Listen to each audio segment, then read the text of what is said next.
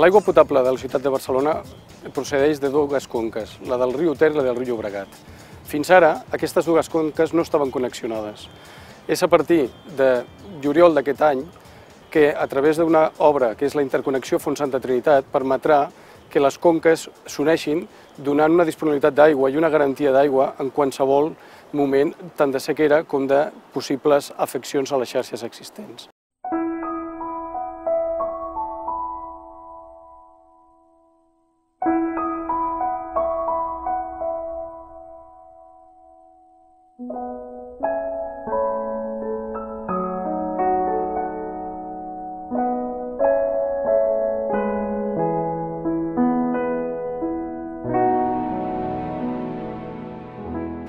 Aquesta canonada és un tubo de 1,80 m que està dintre d'un túnel de 6 metres de diàmetre i 15 quilòmetres de longitud, que permet el pas fins a 4 metres cúbics per segon, que perquè ens féssim una idea, això permet abastir a 4 milions de persones.